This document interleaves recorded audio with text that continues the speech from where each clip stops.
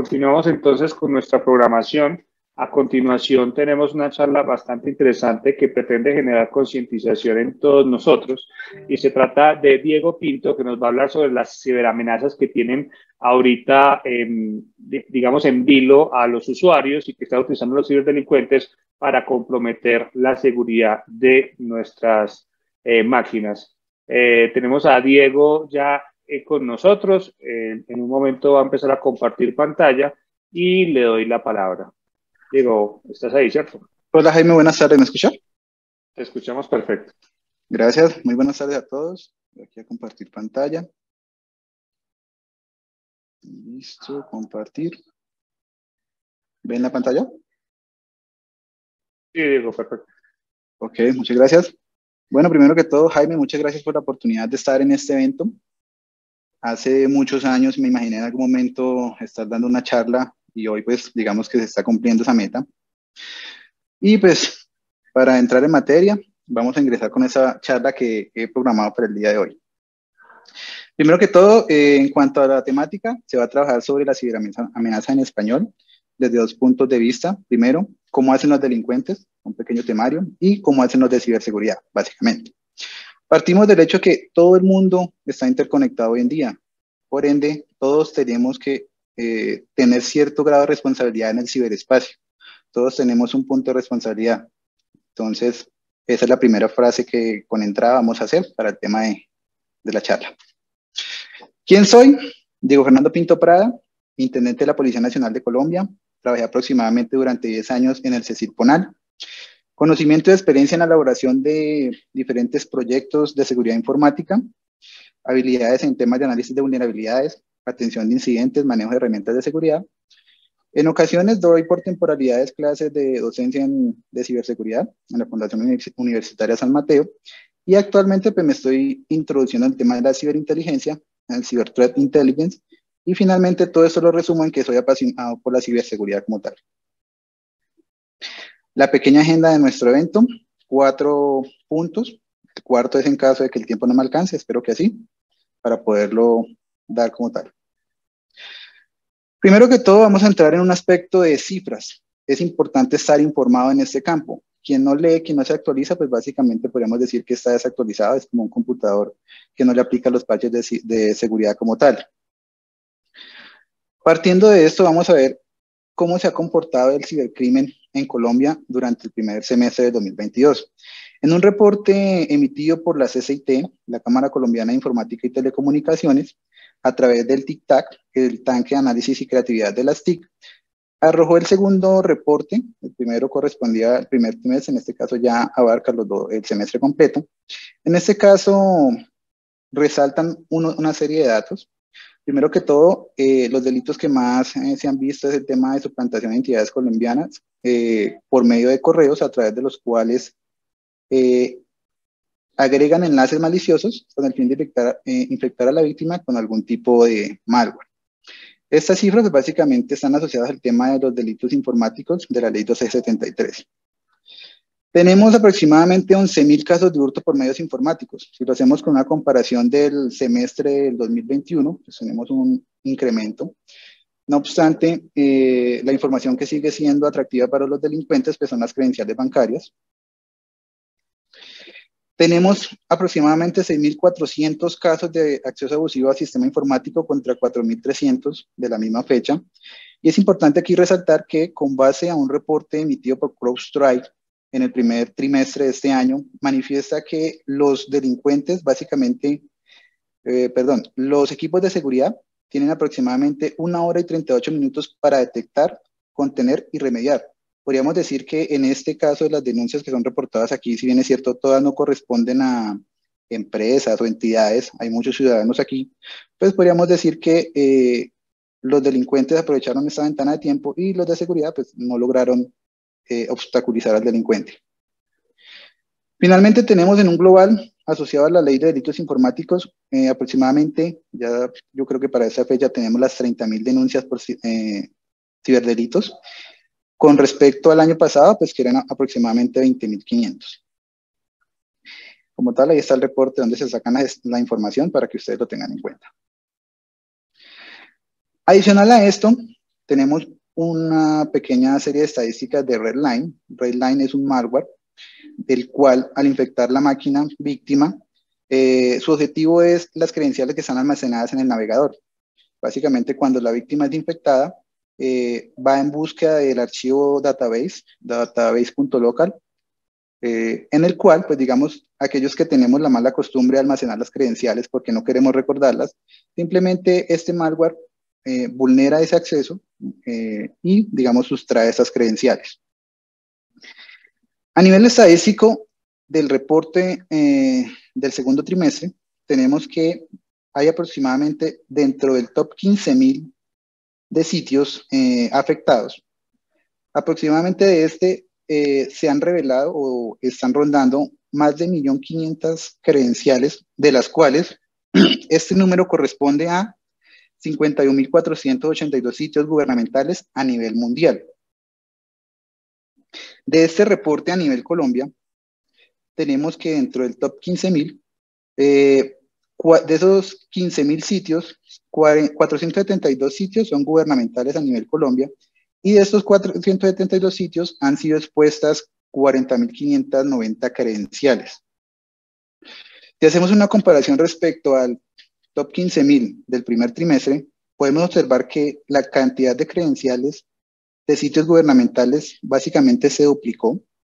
Y en cuanto a la cantidad de sitios gubernamentales, pues esta también va en aumento. En tema de Colombia, podemos observar que la cifra de credenciales de sitios gubernamentales se cuadruplicó y igualmente la cantidad de sitios gubernamentales pues ha aumentado considerablemente. Si sacamos un análisis de los sitios comprometidos de los últimos 3 trimestres, observamos el top 5, los cuales no se pelean por mucho. El top 1 sigue siendo la plataforma Muisca. En este caso, hago la aclaración, no es que el malware Redline afecte los sitios como tal. Lo que hace es que se propaga a través de diferentes computadores y por lo general las víctimas almacenan este tipo de credenciales en sus navegadores y es el objetivo en últimas de este tipo de malware. En el último top 5, digamos que ya digamos la herramienta, esta es unas estadísticas que arroja constantemente Darktracer, una plataforma que se encarga de esto. En el último top 5 ya no lo saca legible, lo saca con unos asteriscos. No obstante, con una que otra letra se pudo descifrar cuáles eran los dominios. Entonces, si ustedes lo buscan hoy en día, ya no lo van a encontrar con nombres. Pues obviamente es una herramienta que tiene acceso a esta información y ya si quieren el servicio, pues ya lo pueden acceder. Es importante tener en cuenta que aquí no analizamos dominios.educo, Milco, entre otros que corresponden al sector Colombia. Por ende, podemos tener en cuenta que esta cantidad de credenciales puede aumentar mucho más. Bajando un poco a la temática, en hechos recientes observamos que en abril, mayo aproximadamente, cayó una banda delincuencial que se dedicaba a hackear, básicamente, digamos, por medio de campañas maliciosas, cuyo fin era extraer información, credenciales crediticia como tal de las víctimas. ¿Y cómo sucede esto? No voy a entrar en detalle de cómo operaba la banda ni nada de eso, pero sí cómo ustedes pueden observar las diferentes temáticas que en algún momento les pueden haber llegado, pueden haber pasado por sus manos en caso de análisis de ciberseguridad. Y aquí tenemos algunos ejemplos. El típico, y esto aplica para todos los países, haciendo un análisis, digamos que la metodología es la misma, lo único que cambia es el nombre a las entidades que corresponden en cada país.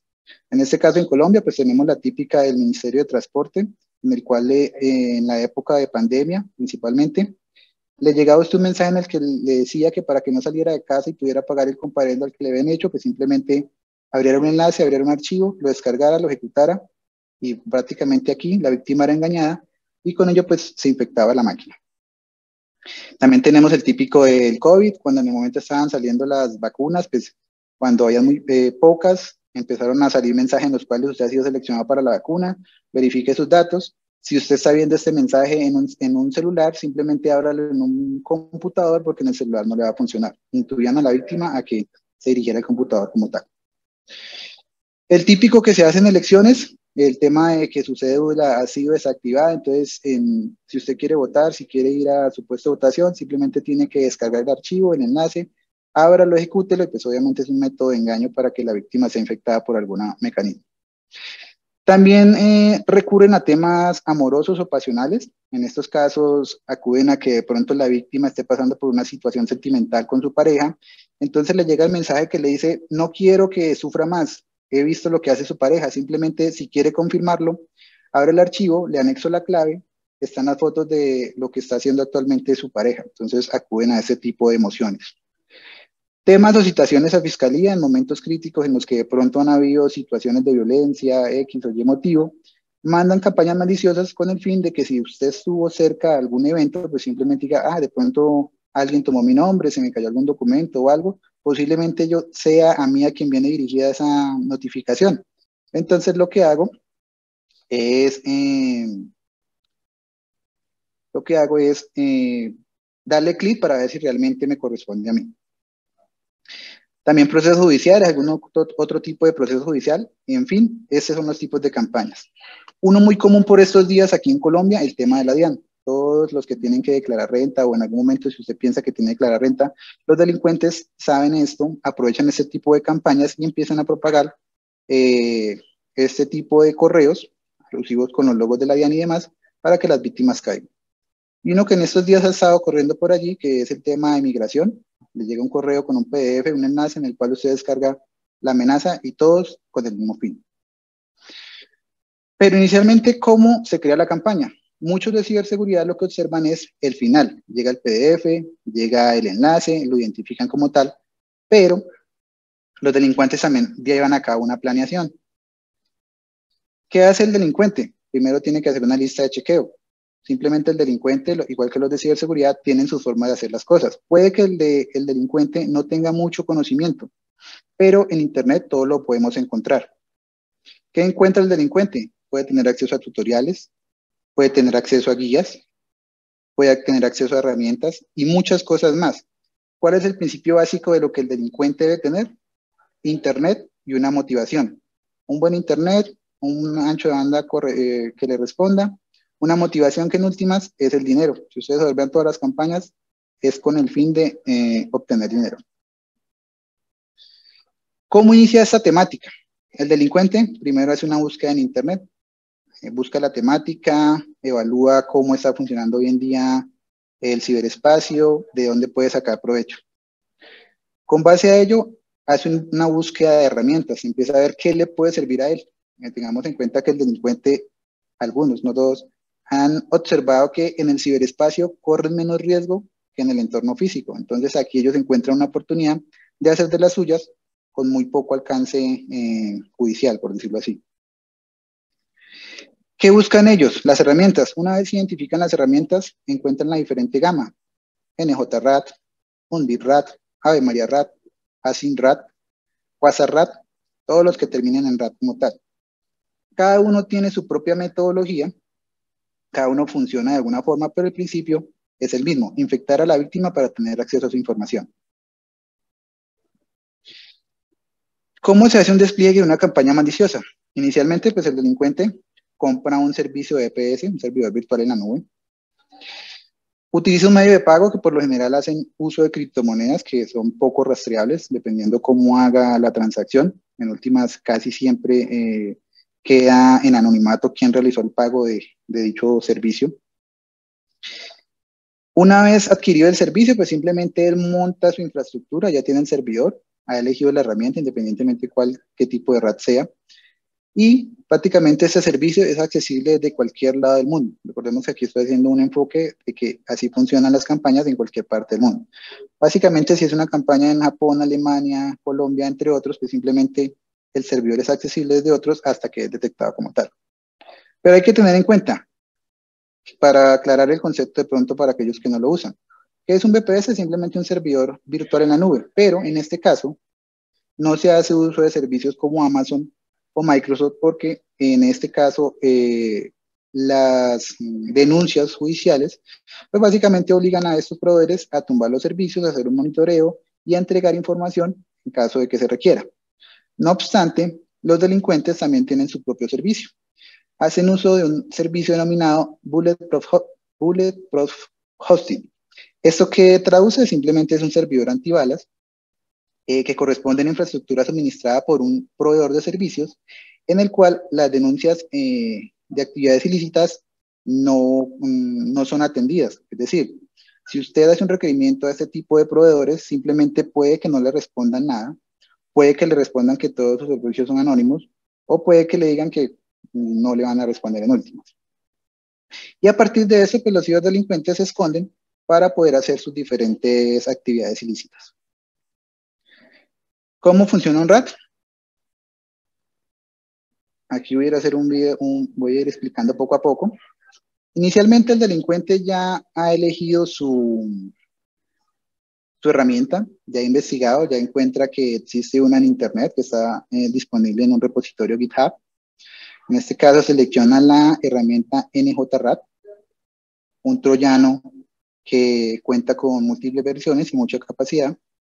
Una vez el delincuente lo observa, verifica qué tipo de versiones hay. Tenemos la Danger, la Golden, la Green. La última actualización del código en el GitHub fue hace 2 años. Ahí obviamente avisa que se ha usado en una máquina virtual. Abro paréntesis, en este caso pues esto es un entorno de laboratorio. No es recomendable que practiquen o hagan demos de esto en máquinas físicas. Siempre es bueno hacerlo en máquina virtual. En este caso descargamos la herramienta NJRAT. Vamos a utilizar la Danger. Obviamente al descargarlo el navegador nos avisa que es malicioso, en este caso omitimos, y vamos a proceder a la descarga. Una vez descargado el NJRAT, pues obviamente observamos el ejecutable como tal. En primer lugar, pues bueno, recordemos que este es un video pregrabado, este fue de todos el que mejor me quedó. Extraemos el componente, lo ejecutamos, y a partir de eso, pues en esta máquina nos pide, es una máquina virtual, nos pide que instalemos el NetFramework. Aquí demora aproximadamente 30 segundos, pero en realidad dura como 5 minutos. Obviamente el video está editado para que no se consuma tanto el tiempo. Una vez la máquina instala todos los componentes, pues ya tenemos activo. Recordemos que esto es una herramienta maliciosa. Por debajo, pues obviamente los que hagan un análisis más profundo podrían llegar a detectar que realiza conexiones. Es decir, básicamente estamos infectando nuestra máquina con una herramienta que va a infectar a terceros como tal, a las víctimas, a los ciudadanos del común. Listo, aquí ya terminó de instalar nuestro NetFramework. Ahora procedemos a ejecutarlo.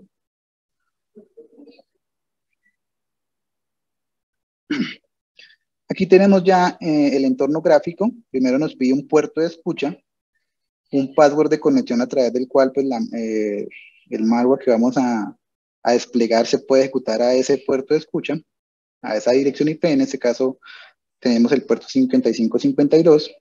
Aquí tenemos las diferentes características que nos ofrece este. Básicamente podemos colocar una dirección IP, un dominio DNS, dependiendo de cómo lo se quiera usar, cómo lo puede usar el delincuente, el tipo de puerto, el nombre de la víctima, si va enfocada a una víctima específica o variado, dependiendo si va a un país o a quién va.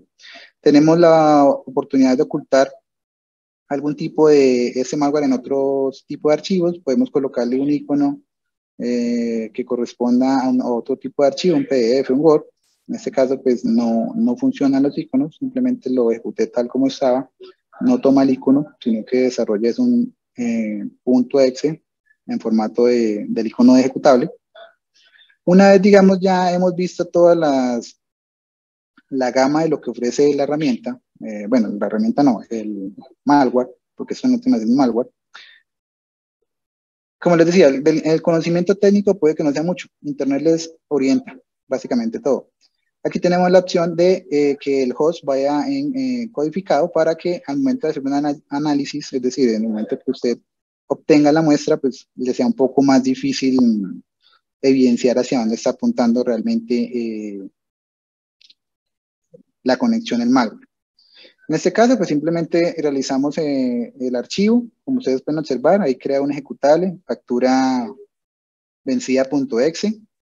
Por lo general, si ustedes lo envían así, de esta forma, pues los correos pueden detectarlo. En este caso, los delincuentes lo que hacen es lo agregan a un archivo con password, en este caso con 7zip, vamos a agregarle el archivo. Bueno, ahí fue un error que cometiendo el grabado. Aquí sí ya se ejecuta como tal grabar el archivo en un .zip con password. Y esta es la forma en que los delincuentes pues simplemente evitan que los proveedores de correo pues detecten la actividad en primera instancia. Obviamente después de que ya la muestra empieza a ser analizada y demás y se reportan los indicadores de compromiso, pues ya queda obsoleta la amenaza. En este caso, el siguiente paso pues es tomar una cuenta de correo. En este caso aquí colocamos Demo DragonYard, una cuenta temporal para hacer la prueba. Como les decía, esto fueron varias pruebas, entonces aquí ya había hecho la prueba de que se enviara el correo y llegara. Entonces aquí se borra y lo vamos a enviar nuevamente.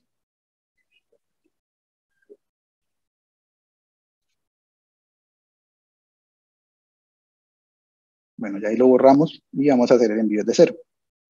Simplemente tomamos un mensaje nuevo, el destinatario, pues en este caso la cuenta demo fue de la misma para la misma. Un mensaje X, en este caso le estamos avisando a DragonYard que no han pagado el internet, entonces por favor abra la factura para que procedan con el respectivo pago. Realmente es un demo. En este caso, anexamos el archivo, factura vencida 7Z, y observamos que se sube sin ningún problema en el proveedor de correo. En ningún momento el correo me dice que es malware, en ningún momento me saca una alerta, en ningún momento me bloquea el envío como tal. Y aquí procedemos a hacer el envío respectivo del correo. Aquí observamos como es la misma bandeja de entrada, llega el respectivo correo, en este caso allá Jaime puede que esté viendo el correo, llega a la bandeja, dice que no pagó el internet, entonces va descuidadamente abre el archivo malicioso.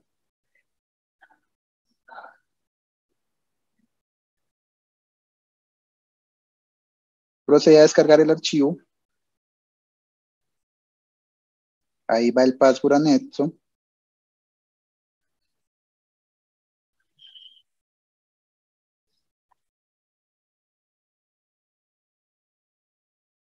Bueno, ahí borramos el preensayo. De ahí extraemos el archivo.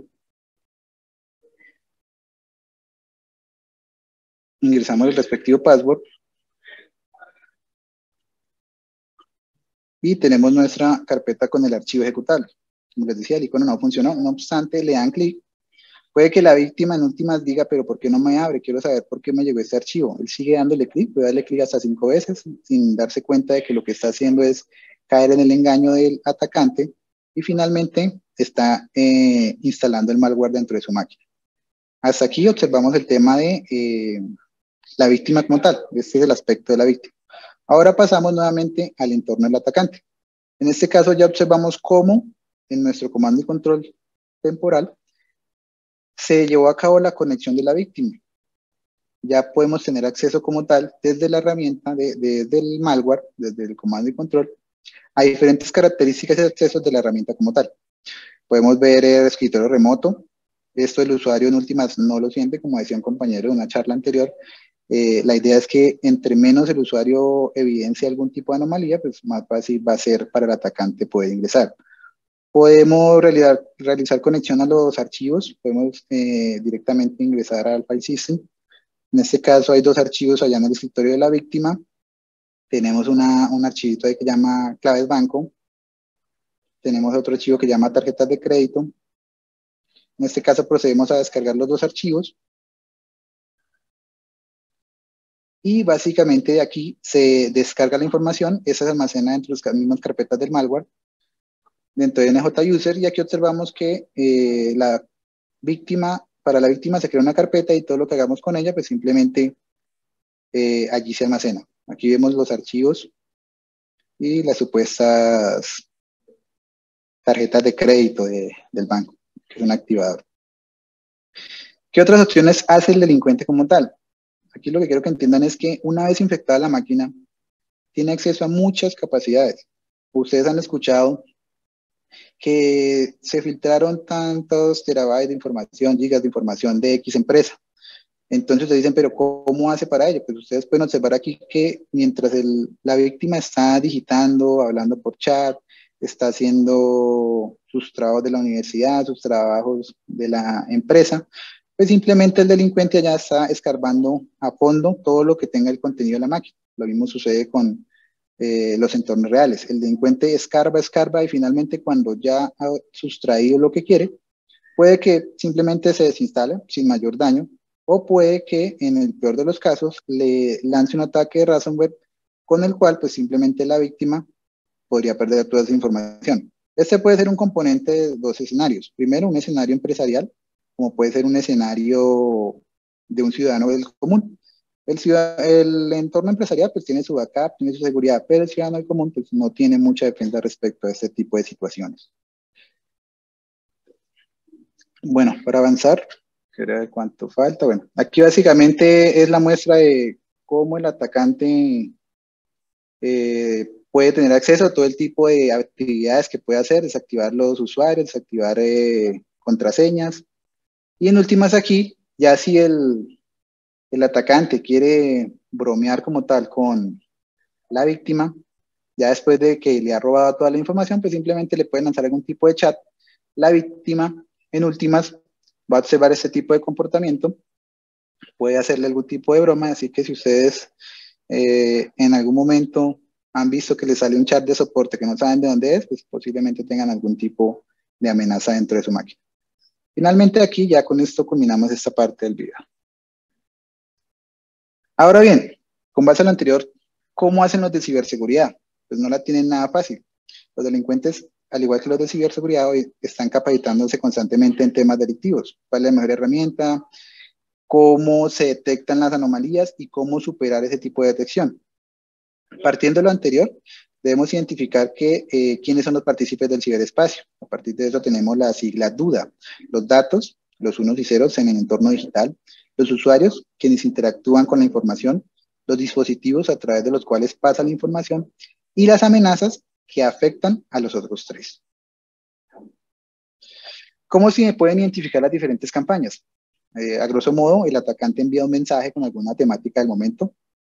El mensaje contiene por lo general algún tipo de archivo o enlace que debe ser abierto con algún tipo de contraseña. Generalmente, aunque ya están pasando de moda, se anexa un enlace de OneDrive o Google Drive o Mediafire para anexar el malware, es decir, lo descargan desde estas plataformas. Actualmente se está utilizando por otros mecanismos, RAW desde Pastebin, y también están empezando a anexar archivos en lo que es Discord como tal. ¿Qué contiene ese tipo de archivos? Pues simplemente, bueno, por lo general vienen con extensión 7z, .ue, .lha, .tar, gz, entre otros. ¿Qué contiene ese tipo de archivos? Básicamente un script, un JS, un BBS o un archivo .exe. Finalmente, si la víctima da clic, no ha caído o no tiene precaución, pues básicamente va a ser afectada por el mecanismo que les mostré en el video anterior. A partir de esto, los de ciberseguridad que deben entender, la pirámide del dolor, Cyber Intelligence. A mayor nivel de descubrimiento, mayor será el impacto sobre los adversarios. ¿Qué se identifica inicialmente en una amenaza como tal? Los valores hash. Como viene el hash del archivo RAR, el hash del archivo PDF o a cualquier tipo de archivo que venga embebido dentro del correo. El tema de las direcciones IP. Una vez se hace el levantamiento de conexión como tal de el comando y control, es decir, ejecutamos el archivo en un entorno controlado, que ya lo vamos a ver más adelante, se obtiene una conexión de IP, un puerto a través del cual el malware hace la conexión. También tenemos la resolución de nombres de dominio, es decir, cuál es el host que se está haciendo uso. Podemos tener un solo host y múltiples IPs, o podemos tener una IP y múltiples hosts, dependiendo del nivel de capacidad del atacante. ¿Qué tipos de artefactos de red host están comprometidos? En algunos casos podemos observar que usan infraestructura de terceros para hacer el envío de correos, por ejemplo, plataformas de correo de instituciones educativas de otros países, de los mismos países, entre otros. ¿Qué tipo de herramientas usan? En este caso, ¿qué tipo de malware están haciendo? ¿Cómo lo están haciendo? ¿Qué tipo de servicios están usando como tal para poder desplegar la amenaza? Y finalmente, las técnicas, tácticas y procedimientos a través de las cuales los ciberdelincuentes, pues en últimas, logran su cometido como tal. Estos en tema de conceptos van mucho más allá. Aquí simplemente los coloco de manera superficial. Obviamente en cada aspecto podemos llegar a un punto de detalle de muchos indicadores de compromiso, pero aquí simplemente vamos a hacer un ejercicio básico. Por cada nivel alcanzado durante el análisis de amenazas, es decir, lo que hace el de ciberseguridad, pues básicamente el adversario debe replantear su estrategia. Finalmente el objetivo es que a mayor nivel se logre llegar, pues la idea es que se tenga mayor detección y bloqueo de las amenazas. Como les decía, hay algunas amenazas que son muy avanzadas, que ya, digamos, son tipo día cero. En el momento que la detectan, pues ya, digamos, pierden su ventaja y a partir de allí entran a funcionar los diferentes equipos de ciberseguridad. Un concepto para los de ciberseguridad, muchos de pronto lo conocen, otros no, el tema de las sandbox. Aquí traigo a colación las sandbox del CECIRPONAL. No tiene mi nombre por ningún lado, pero pues básicamente soy el que la implementó en policía para su funcionamiento. Ha tenido 2 versiones y pues actualmente es una versión que digamos que funciona. Obviamente tiene sus falencias, pero pues digamos que es un servicio dado a la comunidad en general. ¿Qué es una sandbox? Pues básicamente es un entorno aislado en el cual se puedan ejecutar diferentes archivos o algún tipo de muestra o URLs con el fin de analizar el comportamiento que éste presenta y determinar en última si se trata de algún tipo de malware o no. Desde la sandbox CECIRPONAL, en este caso, pues es una herramienta abierta al público en general. Lo pueden usar cualquier tipo de entidad, por lo general aquí lo usan en Colombia, tiene su uso, si ustedes la observan más adelante pueden ver que suben cierta cantidad de muestras, las cuales nosotros analizamos para sacar indicadores de compromiso. A partir de eso, en su momento, pues se generaron una serie de alertas sobre las modalidades que usan los ciberdelincuentes con el fin de las campañas maliciosas. Hoy en día, pues no desconozco el motivo por el cual no se han seguido sacando. Y finalmente el requisito para usarla no es de mucho conocimiento técnico, simplemente para un usuario final entender un poco del conocimiento del concepto técnico de un indicador de compromiso, una IP, un hash, una URL, entre otros. Y obviamente pues para los que ya son expertos en ciberseguridad, pues puede que esta sea un poco simple, pero en últimas tiene su plus, que es la que en estos momentos está al servicio de Colombia como tal, y pues digamos que alberga en general las muestras que nos suben los propios ciudadanos colombianos. A partir de aquí, digamos en el momento que se planteó la sandbox como tal, inicialmente funciona con archivos y URLs. Una vez se sube la muestra, pues tenemos una MIS de indicadores de compromiso que está refinada, en la cual se consulta si existe o no existe el indicador de compromiso respectivo. Si existe, simplemente en la plataforma ustedes van a observar una banderita que se llama MIS y les va a decir a qué está asociado ese indicador de compromiso.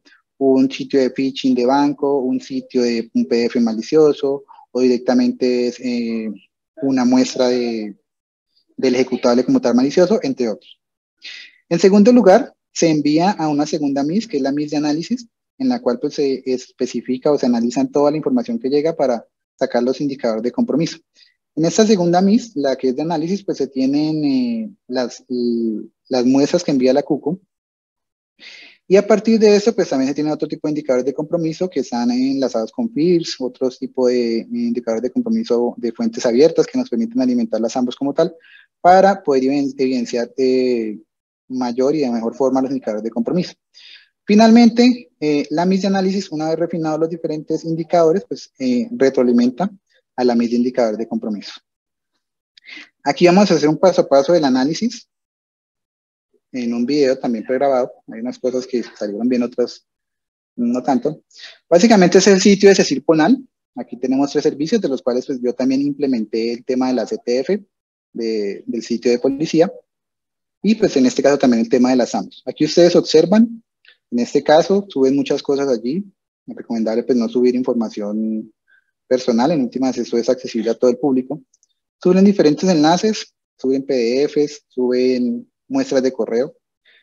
Algo importante a tener en cuenta, para los que no la conocían, en ocasiones tenemos la desventaja que anexan las muestras de malware con .rar, perdón, con la extensión correspondiente comprimida, pero bueno, aunque no son en la mayoría de ocasiones, no nos adjuntan el password. Es decir, o sea, el atacante envía por lo general un password típico que corresponde bien sea al año 2022, 2021 o al nombre del país, Colombia en minúscula, Colombia en mayúscula, pero en otras ocasiones le coloca un código numérico. A veces es fácil por fuerza bruta sacar ese código, tiene 4 o 5 dígitos, no tiene mayor complique, pero digamos que de 10 muestras, una la suben tal cual, .rar, .gz, .z, .7z, y pues digamos no nos anexan el password y por más que le hagamos ataques de fuerza bruta, pues en últimas no obtenemos, no logramos extraer la muestra como tal y pues digamos que hasta ahí termina el análisis como tal. Tomamos los respectivos indicadores de hash y demás, pero no logramos llegar más allá de, de la información obtenida. En este caso, aquí vamos a analizar una muestra que fue subida de la sandbox. Bueno, otro aspecto importante a tener en cuenta es que esta sandbox es simple, es sencilla. Algunas cosas puede que las detecte, otras que no. Sin embargo, hoy en día las amenazas y los ciberdelincuentes ya se dieron cuenta que muchos de ciberseguridad analizan estas amenazas en sandbox, bien sea esta, bien sea en Virus Total, bien sea en Emirun, entre otras. ¿Y qué han empezado a hacer? Las sandbox tienen un límite en las cuales se ejecutan la amenaza como tal, la muestra. 1 minuto, 2 minutos. Entonces lo que están haciendo los ciberdelincuentes es colocarle delay a los ejecutables para que la sandbox en ciertos aspectos no, digamos, terminen los 5 minutos, no encontró nada, se apague y pues obviamente no permitir la detección de ese tipo de amenazas. En este caso aquí vamos a analizar una que ha llegado recientemente, bueno, que esta fue el 17 de agosto, fue en el momento que estaba haciendo la grabación. Les llega este tipo de PDF, lo anexan, obviamente aquí el PDF nos llega, tenemos la clave de acceso. ¿Cuál es la característica? Viene un PDF con un enlace. El enlace dentro de la sandbox lo podemos tomar de la parte de análisis estático. Tomamos este enlace, obviamente esto lo estamos haciendo en una máquina virtual también, el tema para el presente análisis, y observamos que tenemos el archivo con la extensión .lha, es decir, un formato de compresión, en este caso formato LHA. Como les decía, este también fueron varias pruebas, y este fue el mejor video que me quedó. Obviamente aquí hago el paréntesis, ser conferencista es bastante difícil. Bueno, una vez tenemos aquí el archivo, lo extraemos, el password que nos da el mismo PDF, Colombia, lo ejecutamos, ahí extraemos como tal la muestra, ya tenemos aquí el archivo, y en este caso simplemente vamos a hacer el primer análisis, lo vamos a subir como ejecutable a las ambos. Entonces aquí procedemos.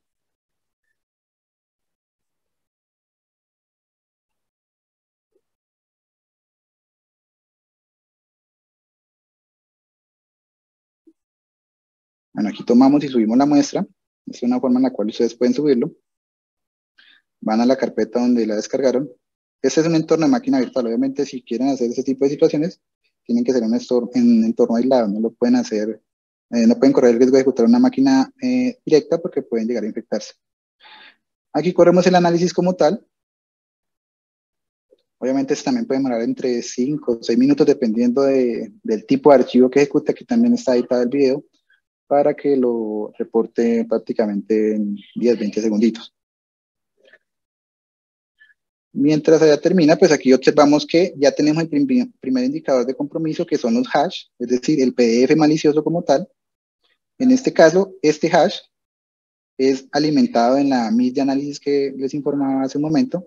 Y pues a partir de que alguien vuelva a subir este mismo PDF, pues el hash le va a sacar la MIS le va a sacar una advertencia diciéndole que esto ya fue analizado y que es un PDF malicioso como tal. Aquí ya termina la ejecución.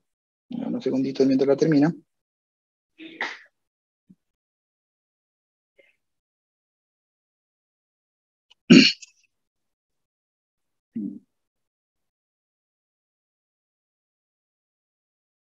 Bueno, ya terminó el estatus, ya lo completó.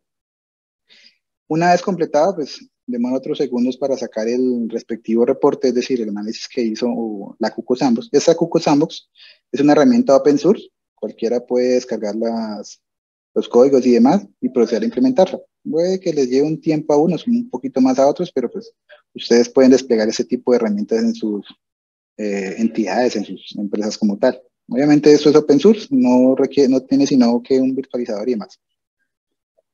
Aquí observamos el score, nos saca una alerta de que realmente es muy sospechoso, 10 de 10. Si lo contrastamos contra el archivo inicial, que era un PDF 2.6 de 10, pues Básicamente el PDF en sí no es malicioso, lo que es malicioso como tal es lo que viene dentro. Y aquí observamos pues, diferentes aspectos un poco más en detalle. Volvemos a tener el hash del ejecutable como tal. Ya tenemos dos indicadores de compromiso que corresponden al hash del PDF y al hash del ejecutable. La sandbox, para aquellos que les gusta un poco más lo técnico, pues aquí trae varias opciones, le muestra un paso a paso con algunas firmas de qué hace como tal.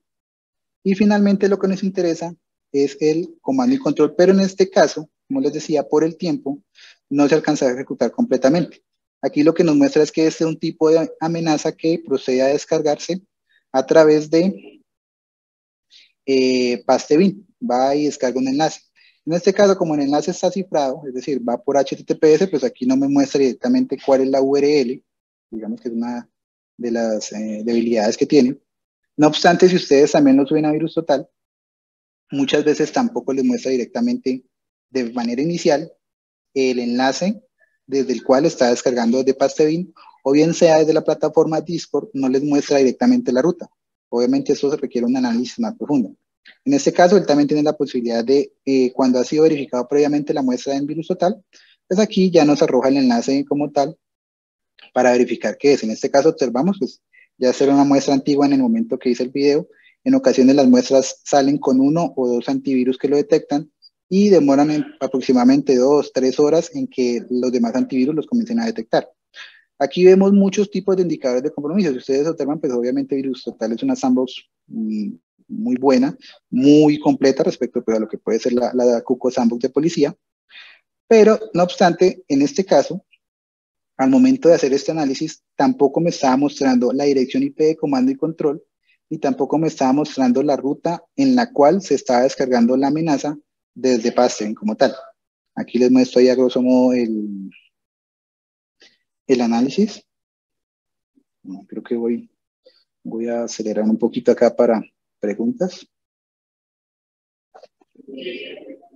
Bueno, aquí me muestran básicamente parte. Ahí ustedes observan, simplemente me dice Pastebin, IP API. IP API es para, digamos, un tema de geolocalización, identificar de dónde se está conectando el malware. En este caso, pues VirusTotal asocia que es un malware común, un RAT común. Y aquí observamos que VirusTotal en ese momento todavía no nos arrojaba como tal el comando y control. SIS internas, por lo general, en VirusTotal es el que arroja ese tipo de conexiones, pero aquí todavía no la tenía. Y es de un poco más. Avanza un poquito. Bueno. Listo, como todavía no tenemos el comando de control, VirusTotal todavía no lo arroja, es decir, detecta que el 100%, bueno, 100% no, tiene 35, casi un 50% malicioso. Ahora lo que vamos a hacer es, en el entorno virtual, aquí tomando algunos conceptos de lo que nos mostró el compañero esta mañana en la charla de Whitechar, procedemos a ejecutar directamente la amenaza en un entorno virtual, no la van a ejecutar en un entorno real como tal. Aquí esperamos un tiempo específico. Aquí esperé, creo que fueron casi como 6 minutos, lo dejé ahí corriendo. Obviamente aquí está editado el video, no va a correr todo eso, pero vamos a adelantarlo un poquito. Lo dejé corriendo un buen tiempo pues, para que él hiciera todo eso. Obviamente este malware en este momento no trae ninguna técnica anti-sandboxing. En el momento que él detectara que era una máquina virtual, pues posiblemente no se ejecutara o realizara otro tipo de acción. En estos casos, algunas amenazas lo que hacen es hacer un barrido por algunos nodos Tor. Empiezan a ejecutarse, empiezan a ir de un nodo Tor a otro, a otro, a otro, a otro. Imagino que esto como tal lo hacen para quemar tiempo cuando se hace un análisis de sandbox. Finalmente, después de cierto tiempo, yo lo que hago es bloquear la conexión, es decir, dejo ya sin red la máquina virtual, que eso es un entorno directamente conectado a Internet, pero en un entorno virtual. Bloqueo la conexión a Internet para que ya si el atacante está viendo que está siendo analizada la muestra, pues no vaya de pronto a desinstalarla o de pronto me va a mandar el ransomware que me deje la máquina fuera de servicio. Simplemente la desconecto.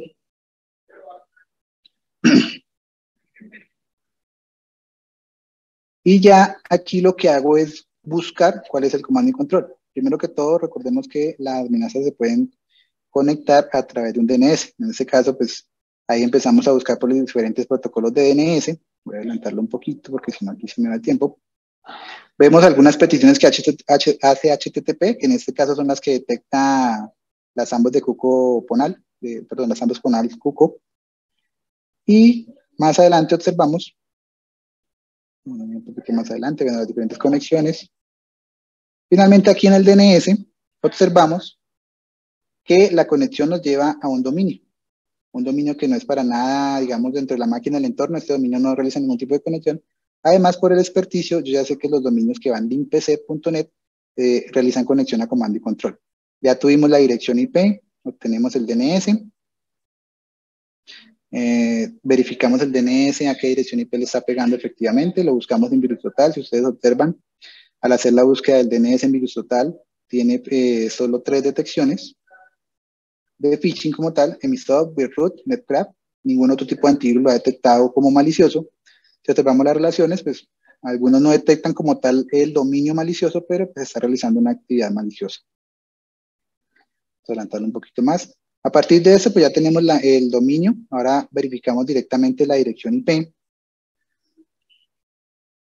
que obtuvimos del DNS, en este caso la 128.90.113.153, con el fin de identificar el puerto a través del cual se está realizando la conexión del comando y control.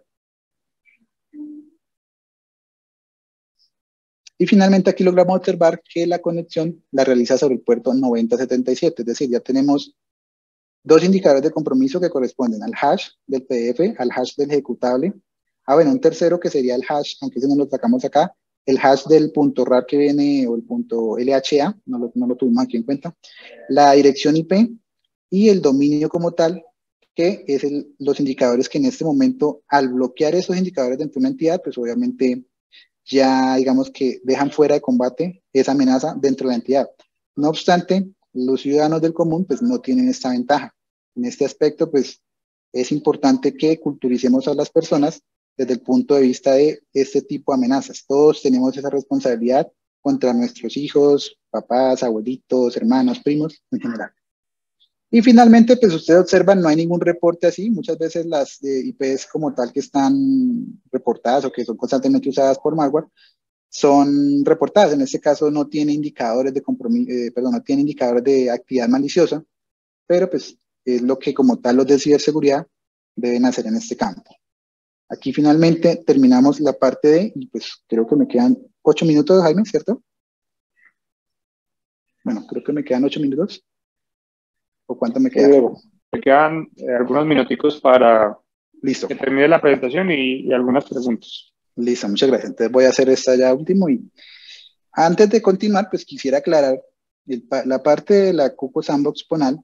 Digamos, es una herramienta que muchos pueden decir, no, pues VirusTotal hace mejores cosas, AnyRoom puede hacer mejores cosas, otras Sandbox hacen mejores cosas.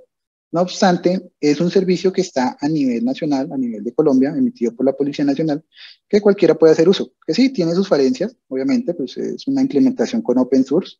En mis tiempos de hobby me dediqué a implementarla y pues digamos que a la final es lo que está funcionando hoy en día y muchas personas la siguen usando y pues alimentamos nuestro indicador de compromiso en nuestra herramienta a partir de ello y pues es bastante útil además. Otra ventaja pues es que es, como les digo, es implementación, no es mi creación, el desarrollador pues obviamente es otra persona, pero pues si la quieren implementar simplemente es que se dediquen un tiempito y lo pueden hacer. En algún momento esta puede llegar a ser un referente nacional en Estonia, creo que fue por el 2017, bueno, hay una fecha, no recuerdo muy bien, en la que se invirtieron aproximadamente en un periodo de tiempo 2.5 millones de euros y ellos tienen la implementación de Cuco Sandbox a nivel del ser de Estonia. Ustedes la pueden buscar, ser Estonia Sandbox o Cuco Sandbox, no sé mal, y allí le van a encontrar y pues digamos que en apariencia la de nosotros tiene algunas cosas limitadas, pero pues con el fin de que sea más orientada a los ciudadanos, que cualquier ciudadano pueda subirlo ahí y que entienda que pues obviamente es una amenaza. Saliendo de esto y pues ya para terminar, vamos a hablar de fake news. No obstante, aquí quiero aclarar que desde un tiempo para acá yo ya no uso el término fake news, sino eventos de desinformación, ya que al decir noticia falsa estamos entrando en contradicción. Básicamente es como colocar a nivel de 1 y 0, verdadero y falso al tiempo. Con base a ello, pues he empezado a utilizar la palabra o el término como tal, eventos de desinformación. Y aquí pues vamos a pasar de la ficción a la realidad. A grosso modo, para quedar con tiempo de preguntas, los eventos de desinformación no son nuevos, ellos vienen de muy antaño. Iniciamos con el tema de las creepypastas, son historias de terror recogidas en internet simplemente para asustar o inquietar. Cuando la velocidad de internet era 100K, 500K, pues estas eran muy famosas. Tenemos así a grosso modo el tema de la Lenderman, el sueño ruso, las Sexloy Toy que se compraban supuestamente por internet, Memo, entre otros. También tenemos el caso de lo que ocurrió en Estados Unidos con el Pizzagate, una filtración de correos a partir de la cual varios conspiracionistas empezaron a decir que en esos correos se indicaba que en una pizzería existían túneles y allí cuando se iba a pedir algún tipo de pizza lo que hacían era pedir un niño, bien sea mono, ojiclaro, morenito, bueno, lo que sea. Mucha de esta información empezó a dar rienda suelta por internet hasta que finalmente un ciudadano se creyó tanto esa historia que fue a una pizzería de estas, armado y demás, casi ocurre una tragedia como tal, para que por favor, perdón, para que liberaran, para que soltaran a los niños que tenían secuestrados. Obviamente, pues todo a partir de una filtración de correos y alguien que empezó a mitificar de que en esa pizzería se vendían supuestamente niños y no comida. Con el tema de COVID, muchos lo vivimos, culpaban como tal a que las antenas de COVID eran las antenas del 5G eran las culpables de que se estuviera propagando el COVID. Así le mostraran el estudio científico que le mostraran de que, por ejemplo, en África no se había implementado ninguna antena 5G y, digamos, desde Inglaterra decían, no, es que las antenas tienen gran alcance y desde aquí alcanzan a llegar allá. Entonces, mucha gente empezó a creer esto y, digamos, hubo un punto en el que se detuvo la innovación de esa tecnología debido a que había muchas contrapartes que le estaban echando la culpa al 5G del COVID como tal. Y pues aquí, con el respeto de los hinchas del Junior, tenemos nuestra MADE in-house, Made in Colombia, la celebración, una estrella que fue dada a través de Twitter. En un partido, una final de Nacional Junior, salió un evento de desinformación a través de un perfil de Twitter que se generaba noticias de este tipo, perdón, eventos de este tipo. Y básicamente salió diciendo que debido a que Nacional había hecho 4 cambios, la DIMAYOR otorgaba el título de campeón al Junior, entonces celebra lo curramba. Muchos salieron en Barranquilla a celebrar esta estrella, pero todo surgió a partir de un medio de comunicación, perdón, un perfil de una red social en la cual simplemente manifestaron esto. Bueno, 5 minutos para crear un mito, no voy a utilizar 5 minutos, voy a utilizar 1 minuto. Un nuevo mapa marca la X, es decir, vamos a tomar la leyenda del Dorado. Ya el Dorado no queda en Guatavita, descubrieron un nuevo mapa. Ahora resulta que el Dorado queda en la zona franca. Misteriosamente, zona franca anteriormente era una laguna, entonces la taparon y allá queda el nuevo Dorado. Es un mito, ¿no? Ahora simplemente sale alguien en redes diciendo, sí, realmente es cierto, yo encontré una pepita de oro a 10 metros de la reja de zona franca. Sale otra persona diciendo, a mí se me hace extraño que salgan muchos camiones de zona franca y he escuchado también que en antaño mi tatarabuelo decía que antes allí en zona franca existía una laguna. Siguen encontrando nuevas muestras del tesoro. Sale más gente diciendo, sí, realmente yo encontré otra moneda, una pepita, encontré una vasija de oro del cacique, X, Y, Z, siguen surgiendo. Y finalmente lo que vamos a tener es que, obviamente eso es un ejemplo, no, difícilmente podría pasar, mucha gente dirigiéndose a zona franca con ganas de entrar a decir que quieren parte del botín del Dorado. Muchos de ciberseguridad dirán, bueno, pero ¿esto en qué me afecta a mí? El problema es que, en este caso hipotético, que pasara la realidad, recordemos que en zona franca hay muchos data centers, principales, alternos y demás. En este caso, que esto se hiciera realidad, pues simplemente nosotros como ciberseguridad o los que sean responsables del tema de técnico y demás de infraestructura, pues poco o nada podrían hacer ante este tipo de eventos. Pero es muy importante tener en cuenta y ratificar de dónde surge la información.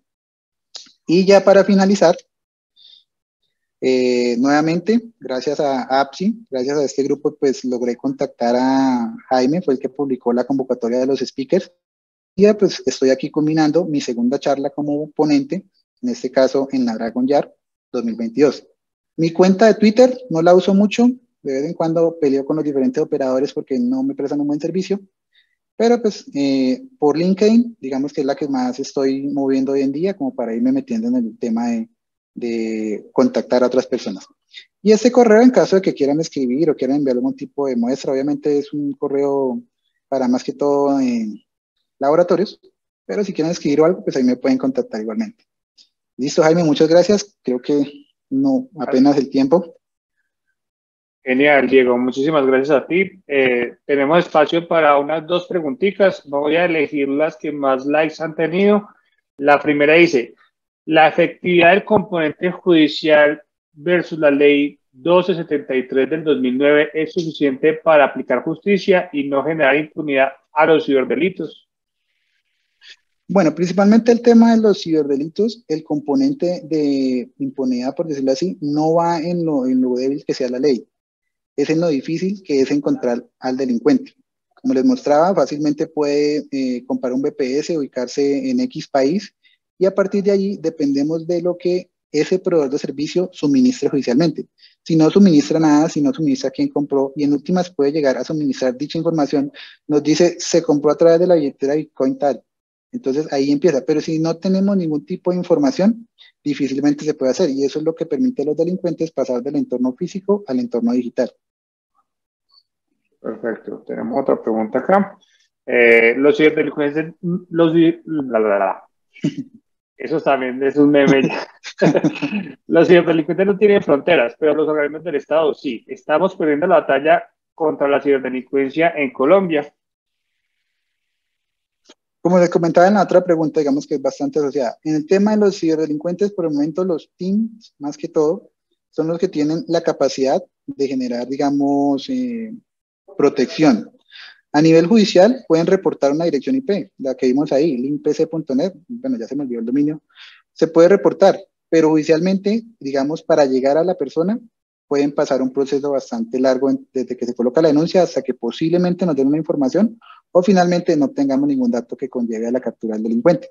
En este caso, como lo comentaba al inicio del slide, la frase de que todos somos responsables de la ciberseguridad, pues básicamente en algún momento de llegar, no sé, una política o algo que diga que a nivel nacional un escudo.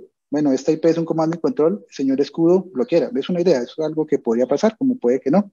Entonces, allá es que tenemos que ir, a que todos participemos de la ciberseguridad y que todos seamos como tal, a la vez, protección del ciberespacio con nuestras familias.